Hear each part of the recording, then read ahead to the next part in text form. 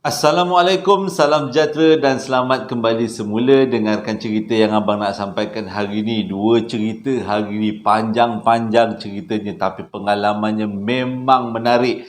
Waktu abang dapat dua-dua cerita ni abang dapat melalui email, tapi dua-dua ni bila abang baca dan hayati, abang rasa macam berada dekat satu cerita yang lain, satu kawasan yang lain.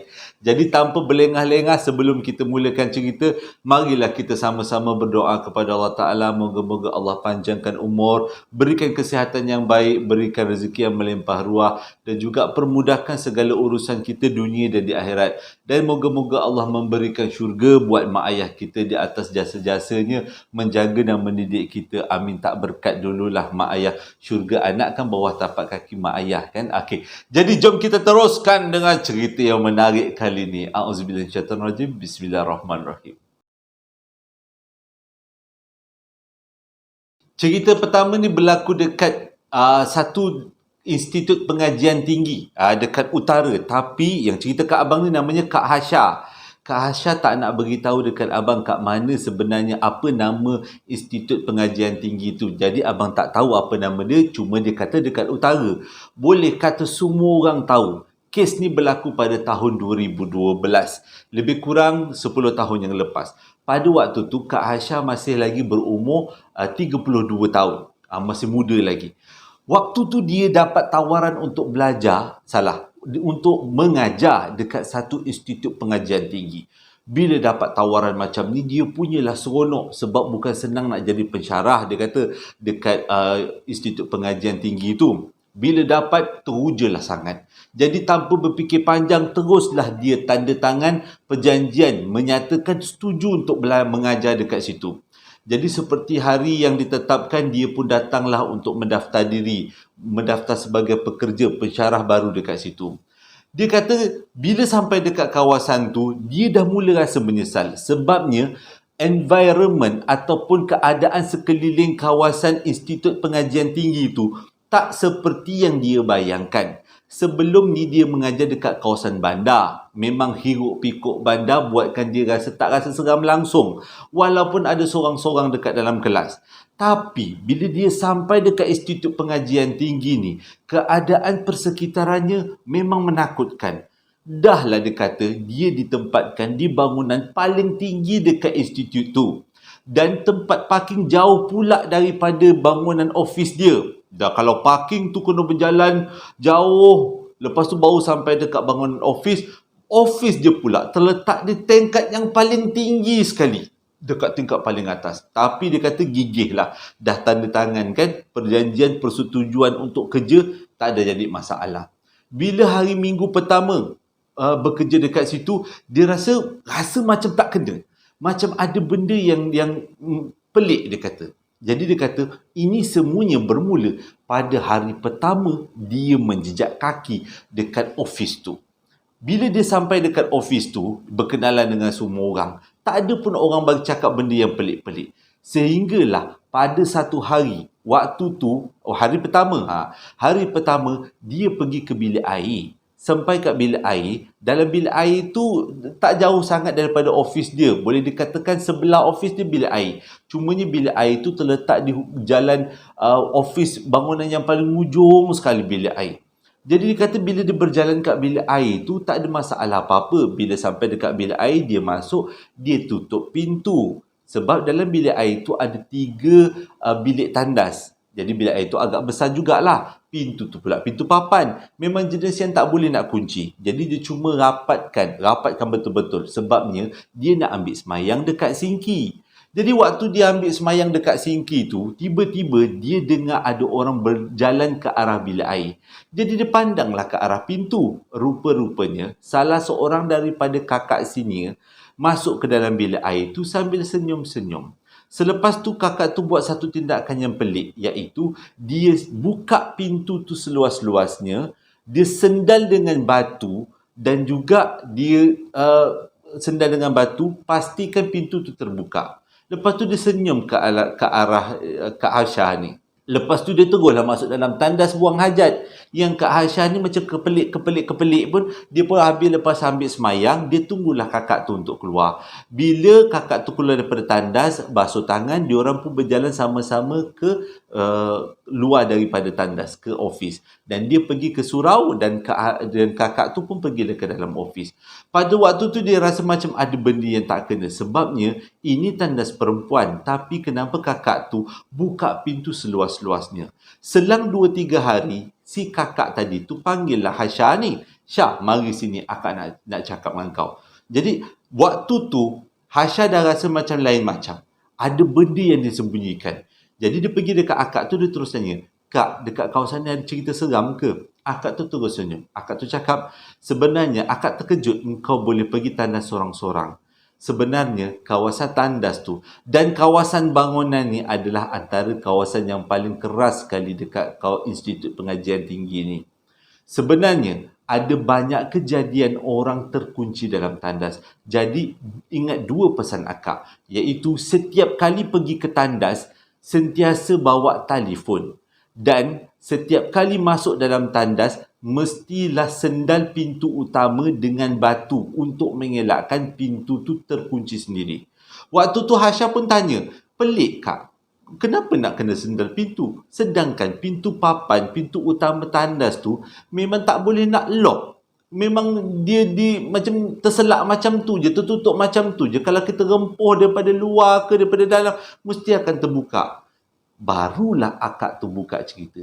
Sebenarnya ada kejadian yang pelik berlaku dekat bangunan ni baru-baru ini berkaitan dengan tandas tu. Sebenarnya akak sendiri tak berani nak pergi ke tandas. Tapi bila akak tengok kau pergi tandas, barulah akak berani. Oh lupa akak nak beritahu, dia kata, kita orang kalau pergi tandas ramai-ramai, tak pernah seorang-seorang. Jadi Hasya pun rasa bersemangat nak tahu. Kak, cuba cerita dekat saya. Sebenarnya apa yang berlaku berkaitan dengan tandas. Akak tu cakap dalam beberapa bulan yang lepas berlaku satu peristiwa. Peristiwa yang dialami oleh salah seorang pensyarah dekat sini, tapi akak tak nak bagi tahu siapa namanya. Kesnya, dia terlupa ke tandas bawa telefon.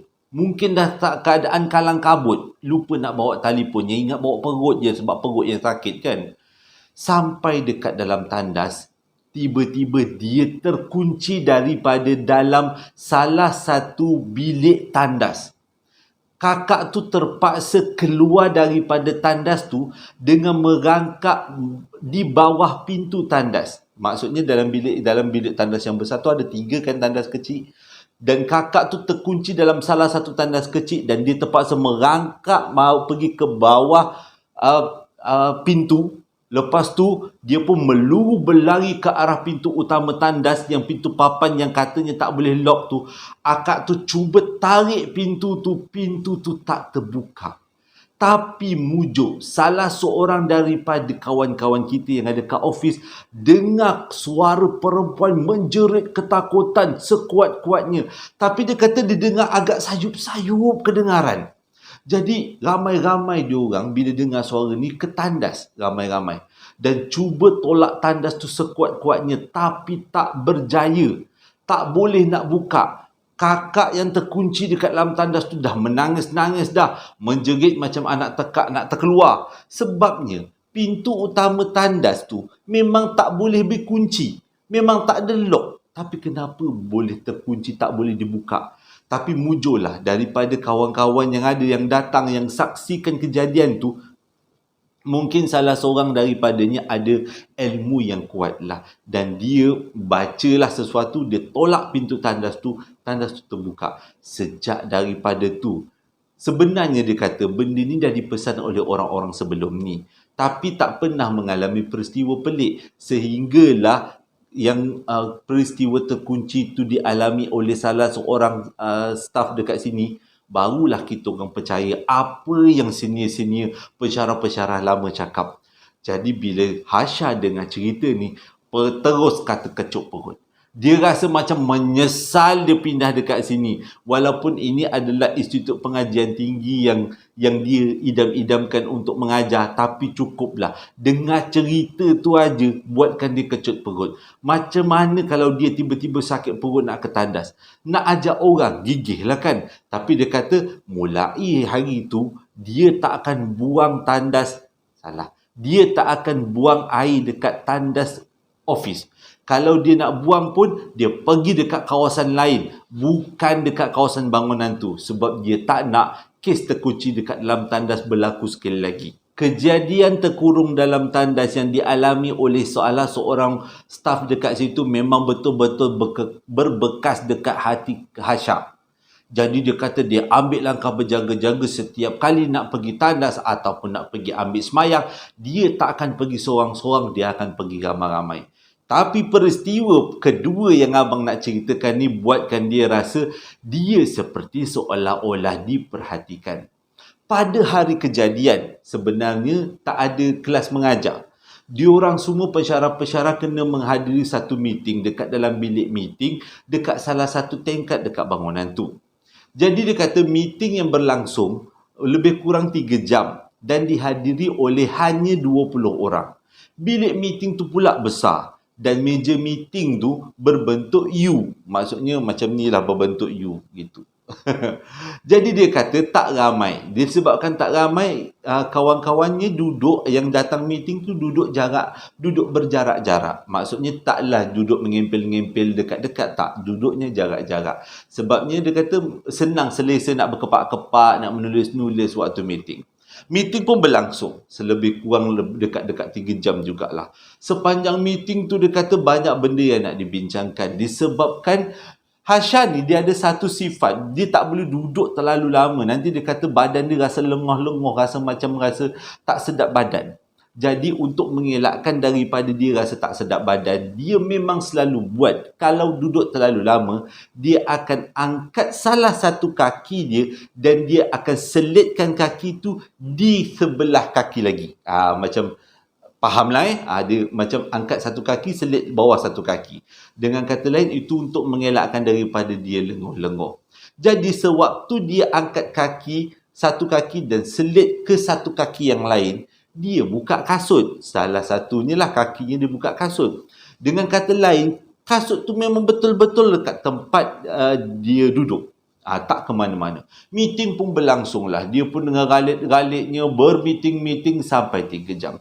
Bila dah habis meeting, tiba-tiba dia pun turunkan kaki dia nak sarung kasut yang dia tinggalkan tadi, yang dia cabut tadi. Punyalah dia terkejut, kasut tu tak ada. Jadi dia pun selak dekat bawah meja. Kot kasut tu dia dah tersepak agak jauh. Tapi tak ada juga. Puaslah dia jengah-jengah. Jadi disebabkan tindakan dia tu menjengah-jengah bawah meja, agak pelik. Dan kawan-kawan dia pun tanya, kenapa? Hasha kau mencari-cari ni? Hasha pun ceritalah, aku punya slipper, aku punya kasut hilang. Waktu tu, ke 20 orang yang ada dalam bilik tu, tak gelak. Semuanya pandang pada Hasha dengan pandang yang habislah. Macam tu. Pandang yang habislah kau. Selalunya kata Hasha, kalau kat tempat-tempat lain, kalau berlaku kes macam ni, dia semua gelak-gelak cakap engkau ni cemekap sangatlah. Tersepak aku kasut ni ke tempat lain. Dia orang akan cuba berlawak-lawak dengan benda-benda macam tu. Tapi bila waktu tu Hasha cakap dia punya kasut hilang, semua muka cuak. Pada waktu tu masing-masing bertolong-menolong satu sama lain cari kat mana kasut Hasha. Cari bawah meja, bawah kerusi. Segala ceruk office dalam bilik meeting tu dia cari. Lebih kurang 10 minit tak jumpa juga mana kasut tu pergi. Tiba-tiba salah seorang daripada kawan-kawan Hasha jumpa kasut tu terletak di sudut bilik meeting dan tersorok di bawah meja. Pelik macam mana benda tu boleh beralih begitu jauh. Mustahil. Kalaulah katakan Hasha tu nak menyepak kasut dia, dia perlu sepak macam sepakan Maradona, baru kasut dia boleh sampai ke sudut tu. Tapi dia kata dia hanya letakkan kasut tu, tanggalkan daripada kakinya. Jadi dia yakin ada seseorang yang alihkan kasut dia daripada tempat dia. Sempat juga ada yang cakap sebelum kasut tu dijumpai, ada yang cakap, jangan-jangan selipar Hasya, kasut Hasya ada dekat tandas kot. Bila dengar perkataan tandas, semua orang muka berubah. Semua orang muka cuak. Tapi diorang cari, akhirnya jumpa kasut tu bukan dekat tandas, tapi kasut tu berada di salah satu sudut paling dalam, paling tersudut sekali dalam bilik meeting tu. Dan diorang lepas dapat jumpa, cepat-cepat semua keluar tinggalkan bilik meeting tu. Tapi Hasya rasa mulai daripada hari tu dia seperti diperhatikan. Selepas kejadian selipar dia disepak secara tiba-tiba tu, Hasya rasa benda ni bukan satu benda yang main-main. Dan dia memang tersemat dekat hati supaya berhati-hati dekat kawasan ofis. Jangan kencing pergi buang air, pergi bilik air sorang-sorang. Ke mana-mana jalan sorang-sorang pun jangan. Dan setiap kali kalau dia nak datang ofis, dia mesti pastikan dia bukanlah orang yang pertama. Kalaulah dia jadi orang yang pertama pada hari itu, dia akan tunggu dekat dalam kereta. Biar kawan-kawan dia pergi naik dulu ofis ramai-ramai, baru dia berani nak naik ofis. Tapi kejadiannya berterusan. Pada satu hari, Hasya dipanggil oleh pihak pengurusan. Bila sampai dekat pejabat utama, pihak pengurusan bagi satu berita yang sangat tak seronok. Iaitu, Hasya kena mengajar satu kumpulan pelajar. Yang kumpulan pelajar ni tak boleh dibuat jadual pengajarannya pada waktu siang. Kena mengajar pada waktu malam. Bila kata kena mengajar kat waktu malam, kecut perut Hasya. Waktu tu dia cuba bagi alasan. Anak kecil, suami tinggal, suami tak boleh berenggang, rumah jauh, kereta tak berapa nak laju. Macam-macam dia bagi alasan untuk mengelak mengajar kelas ni. Sampai dia kata dia boleh mengajar kelas lain siang. Nak menggantikan kelas tu. Boleh dia ambil 4-5 kelas. Tapi yang penting dia tak nak mengajar kelas malam. Tapi pihak pengurusan beritahu tak boleh. Ini semua dah ditetapkan oleh pihak pengurusan. Bila dah dengar macam tu, Hasya ada satu permintaan. Iaitu dia tak nak mengajar dekat tingkat tinggi. Dekat dalam kelas tingkat tinggi. Maksudnya tingkat 5, tingkat 4, tingkat 3. Dia tak nak. Dia nak mengajar dekat kelas yang paling bawah, dekat ground floor. Iaitu kawasan makmal. Tapi tak ada kelas kat situ, yang ada kawasan makmal. Pihak pengurusan tanya macam mana, nak ke tidak? Dia kata okey, itu je yang dia kata yang dia nak. Kalau tak, dia langsung tak nak mengajar, tak ada hati dia kata.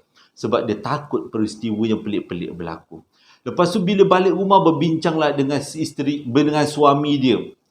Suami dia bagi tahu bolehlah. Lepas dia bincang-bincang, bolehlah mengajar malam. Cumanya awak bawa lah anak kita yang umur 8 tahun ni buat teman-teman awak. Takut-takut nanti apa-apa yang berlaku, kurang-kurang anak ada menjadi saksi mata kan. Jadi bila pada hari pertama dia kena mengajar malam pada tahun tu, dia pun pergilah dengan anak lelaki dia. Sampai dekat kawasan pentadbiran, dia tunggu makmal tu dibuka oleh pembantu makmal. Selepas makmal tu dibuka, pelajar-pelajar pun datang, barulah dia berani nak masuk ke dalam bilik makmal tu. Sewaktu dia mengajar, dia kata tak ada apa-apa yang pelik. Cumanya dia letakkan anak dia dekat tempat duduk yang paling belakang sekali. Maksudnya tak adalah belakang sangat, agak ke belakang jugalah.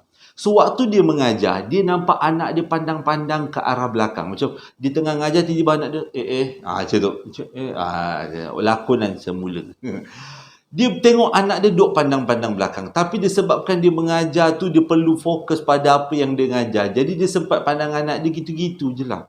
Selang beberapa minit, dia tengok anak dia tolakkan kerusi yang anak dia duduk, pergi ke dinding paling belakang, rapat dengan dinding paling belakang sekali. Jadi dia duduk dekat situ sambil dia tengok mak dia mengajar. Waktu tu Hasya dah pelik. Hasya tengok kenapa anak dia buat tindakan macam tu. Habis-habis mengajar, Hasya pun tanyalah dengan anak dia, apa benda, kenapa abang buat macam tu? Pandang-pandang belakang, lepas tu letakkan kerusinya kat belakang sekali. Jadi anak dia beritahu, sebenarnya mak, dia kata, sepanjang mengajar tadi, Hasya nampak ada orang belakang Hasya. Dan dia usik-usik Hasya. Bila Hasya pandang toleh belakang, tak ada orang pula. Tapi daripada mata tu, gerak gini, mata kenyit-kenyit, mata memang nampak ada orang kat belakang. Orang tu goyang kursi abang, dia kata.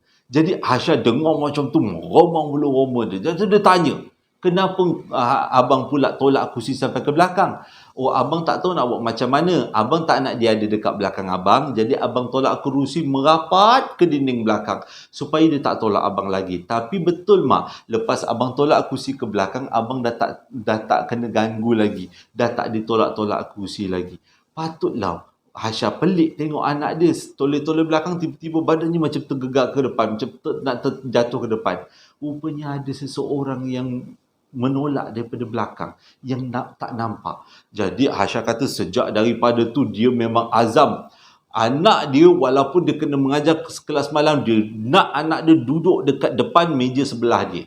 Apa-apa pun berlaku, anak dia nampak. Tapi dia kata walaupun peristiwa ni tidak terlalu seram, tapi dia tak boleh nak bagi tahu, tak boleh nak bagi tahu yang kat mana institut pengajian tinggi ni. Abang pun tak tahu. Abang pun tak boleh nak teka. Jadi dia kata tujuannya adalah dia tak nak kawan-kawan dia masih mengajar dekat situ takut dengan peristiwa-peristiwa ni. Tapi dia kata walaupun dua peristiwa ni memang tak berapa nak seram bagi dia, tapi cukuplah dia tak bercadang untuk berinteraksi dengan makhluk alam sebelah. Okey, itu tamat cerita yang pertama. Cerita yang kedua ni kesian tambah pelik, berlaku pada seorang budak perempuan yang bernama Kaisarah pada tahun 2015 dekat Kelantan. Tapi dia tak beritahu spesifik lah dekat Kelantan tu dekat mana. Cuma dia berkata dekat Kelantan. Kisahnya macam ni. Tahun 2015, Kaisarah waktu tu masih lagi berumur 19 tahun. Berkenalanlah dengan seorang pemuda yang kacak bergaya berumur 25 tahun. Kenalnya pula melalui chatting-chatting. Kenal. Akhirnya budak lelaki tu cakap dia nak serius dengan Kaisarah. Tapi Kaisarah kata dia masih muda waktu tu, baru habis sekolah, umur 19 tahun, baru kerja. Jadi dia kata kalau nak serius dengan saya, boleh bawa pergi datang jumpa mak ayah saya. Jadi lelaki tu menunjukkan kesungguhan yang jitu. Dia pergilah jumpa mak bapak Kaisarah. Sampaikan dia, bila jumpa mak bapak Kaisarah, dia bercerita, dia tarik perhatian, berjanji bulan bintang. Akhirnya bapak Kaisarah pun setujulah untuk Kaisarah ni berkawan-kawan dengan budak lelaki ni. Sejak daripada tu, budak lelaki ni sering-sering pula datang jumpa mak bapak Kaisarah. Sampaikan tak terlepas-terlepas lah kononnya nak masuk meminang lah, nak apalah beginilah kan. Jadi mula-mula Kaisarah rasa macam berat hati sebabnya dia baru lagi kenal. Tapi disebabkan bapa dia ni memang dah suka dengan budak lelaki ni dengan alasan budak lelaki ni elok rupanya. Lepas tu dia kata macam mana cakap, tinggi lampai lah. Lebih kurang macam tu lah, dengan kata lain elok rupa lah kan. Hormat orang tua, awak nak cakap tu. Hormat orang tua, tahu melayan orang tua. Itulah yang menyebabkan ciri-ciri bapa Kaisarah ni suka dengan lelaki ni. Bila dah berkawan-kawan, akhirnya lelaki ni cakap dia nak masuk meminang. Tapi sebelum dia masuk meminang Kaisarah, dia nak bagi tahu depan mak bapak Kaisarah sendiri yang dia ada beberapa benda yang dia sembunyikan. Rupanya lelaki ni ada kanser saraf. Dan dia selalu kena sawan. Ada kala-kalanya kalau dia terlalu stres dalam bekerja ataupun dia terlalu yang keterlaluan ni, dia akan senang kena saraf. Dia akan senang kena kena sawan. Lupa. Bila dah cerita lama-lama abang mesti ada yang terselek. Ni sawan. Bila dah stres-stres, dia mesti akan kena sawan. Dan bila dia kena sawan, selalu ni dia akan masukkan ke hospital, relax-relax. Jadi disebabkan banyak kali kena sawan, dia ni memang susah dapat kerja tetap. Kerja tetap tu sebabnya setiap kali dia kena sawan, dia kena rehat. MC-nya lama. Dia kata dia bukan masalah dia, tapi bukanlah dia kata dia nak keadaan macam ni, tapi itu semua dah ditakdirkan Allah Ta'ala. Jadi bila dah banyak kali kena sawan, yang si Kaisarah ni rasa macam tak sedap hati. Tanya sebenarnya apa yang menyebabkan awak ni kena sawan. Dia tanya kat lelaki tu. Jadi lelaki tu beritahu sebenarnya dia ini best cerita ni cerita dia best ni. Dia pernah mengalami kemalangan. Dan kemalangan dia tu dia patah 9 tempat. Mungkin patah tengkuk, patah tangan, patah tulang rusuk, tapi 9 tempat kat badan dia ni patah.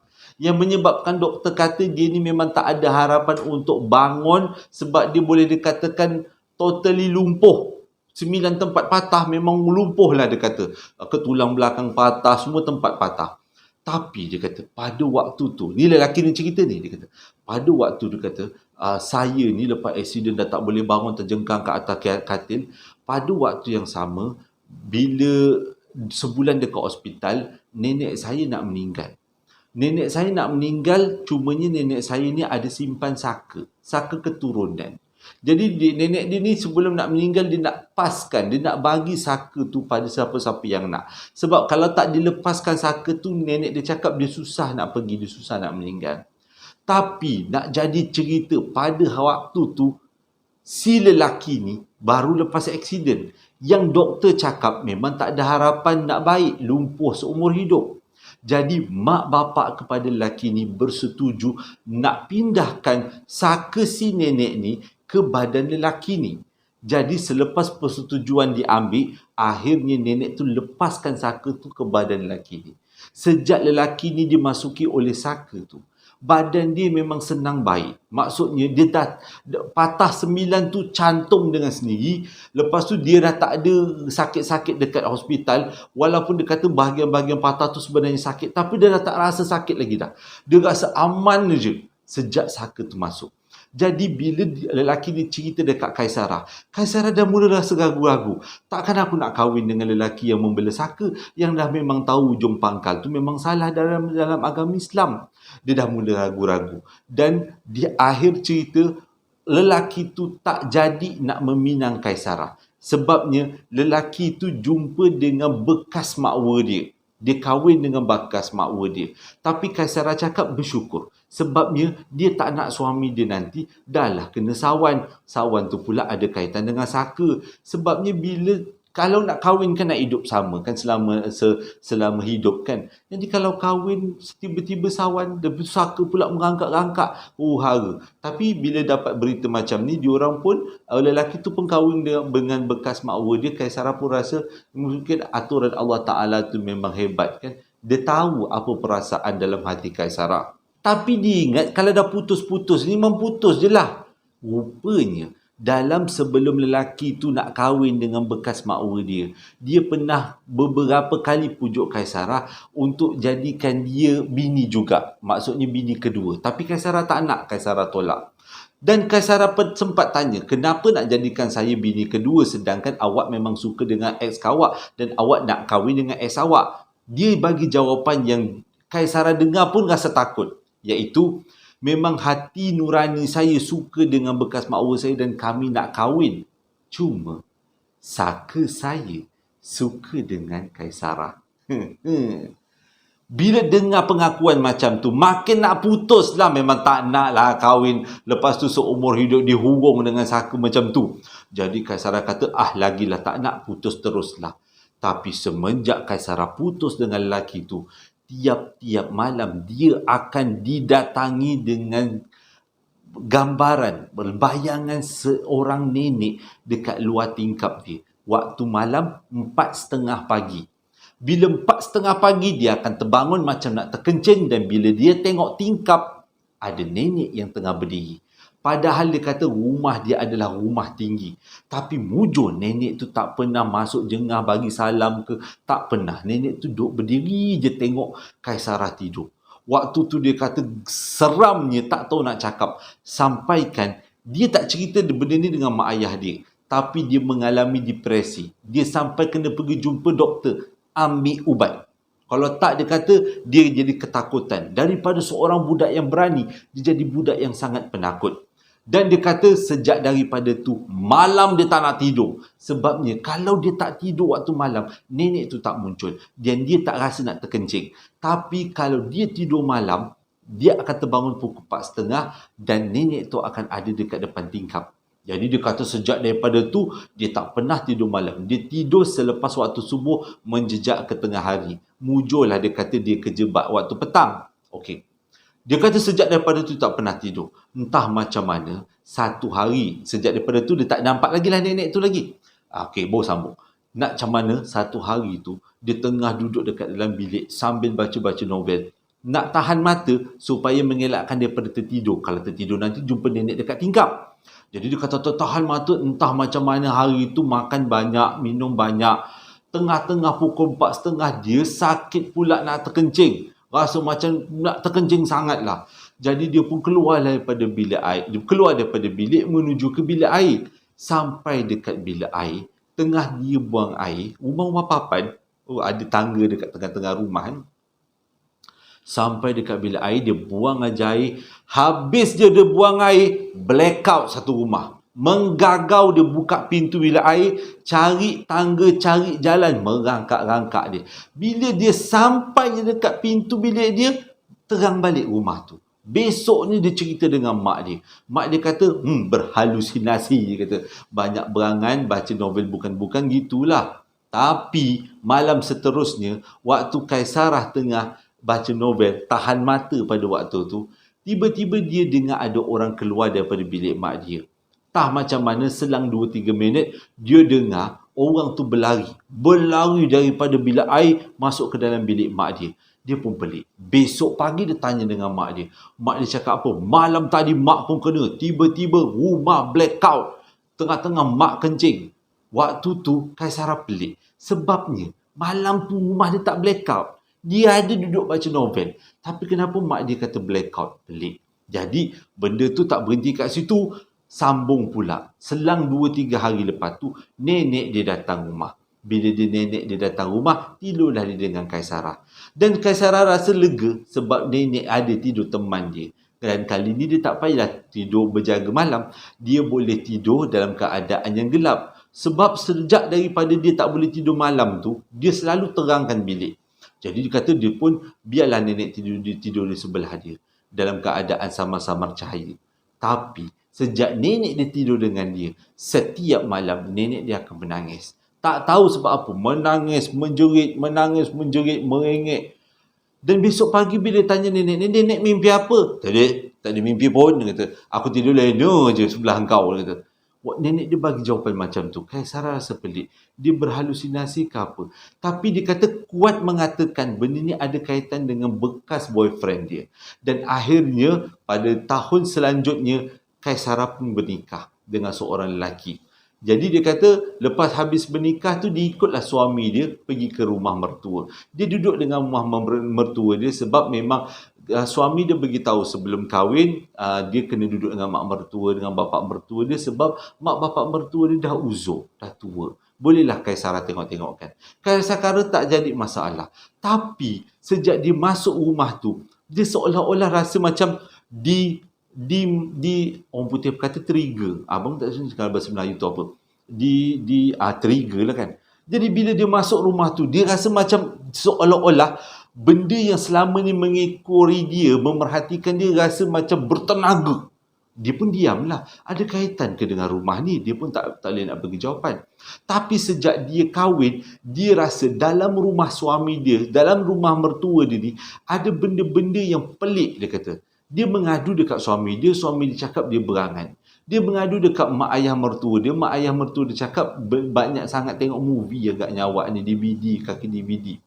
Jadi dia ambil keputusan diamkan diri. Apa-apa yang dia nampak, apa-apa yang dia rasai, dia diamkan aja. Sehinggalah satu hari, waktu tu masih lagi awal malam. Kaisarah tengah baring dekat katil, melayan mata. Suami dia pergi merokok dekat rumah belakang. Rumah kampung, dia kata, rumah belakang lah kan, dia kata luar daripada dapur. Tengah-tengah dia nak tidur tu, tiba-tiba dia nampak dekat balik langsir, nenek yang pernah menghantui hidup dia datang balik. Nenek tu ada dekat celah-celah langsir. Nampak mata dia. Waktu tu Kaisarah bangun menggigil. Dia rasa badan dia menggigil. Kenapa nenek ni ikut dia sampai dia ke sini? Tapi selang beberapa minit, nenek tu hilang daripada langsir. Tiba-tiba dia dengar daripada dapur bunyi pintu dapur berdentum kuat dan dia dengar orang berlari masuk ke dalam rumah dan tiba-tiba pintu bilik dia terbuka dengan kuat. Dia tengok muka suami dia pucat.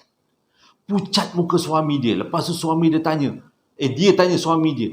Kenapa pula muka pucat ni? Suami dia cakap, saya nampak sesuatu dekat belakang dapur. Dan benda yang saya nampak tu perempuan rambut panjang, baju putih. Waktu tu. Dia kata muka dia sangat tua. Waktu tu lah Kaisarah cakap dia yakin apa yang suami dia nampak adalah sama apa yang dia nampak dekat belakang langsir. Mungkin benda tu daripada belakang langsir. Selepas dia beritahu dekat Kaisarah, konon-konon macam beritahu, aku datang menghantuimu. Dan benda tu pergi ke dapur. Dan benda tu muncul dekat depan suami dia. Dan suami dia percaya sejak daripada tu apa yang Kaisarah cakap. Tapi bukan suami dia aja. Rumah mak mentua dia huru-hara selepas tu. Antaranya yang kena adalah abang kepada suami dia yang waktu tu masih lagi bujang. Yang mana pada satu hari abang dia bila balik, bilik abang dia bersepah, katil patah dua, bersepah baju, bersepah sampai abang dia pelik. Sedangkan dia kata benda tu tak pernah berlaku. Rumah tu tak ada budak kecil, tak ada siapa pun yang serakkan, yang boleh nak serakkan bilik tu sebab bilik tu dikunci daripada luar. Abang dia ialah ada privacy lah kan. Jadi dia kunci daripada luar. Tapi bila dia buka je pintu tu, habis semuanya berterabur. Kaisarah tak nak cakap. Tapi Kaisarah yakin itu ada kaitan dengan benda yang mengikuti dia. Adakah benda tu berasal daripada bekas power dia yang katanya benda tu Saka tu suka pada dia? Dia pun tak pasti. Tapi sejak daripada tu gangguan banyak berlaku dekat rumah mak mertua dia. Sehinggalah bapa dengan mak mertua dia panggil orang buat kenduri, buat solat hajat, pagar rumah. Barulah tak ada lagi gangguan. Cumanya gangguan tu akan datang bila Kaisarah balik rumah mak dia. Nenek tu akan muncul balik. Tapi dia kata dia dah ada kekuatan dalaman. Dia amalkan amalan-amalan tertentu yang diajar oleh ustaz-ustaz. Alhamdulillah dia semakin kuat. Pengajarannya di sini adalah kalau macam mana pengajaran dia, orang tu dah koma, nak koma tadi kan, dia tu diterima saka nenek dia kan. Pengajarannya jangan ambil saka lah. Tapi yalah, susah lah nanti hidup. Bukan hidup orang kita je, hidup orang sekeliling kita pun susah.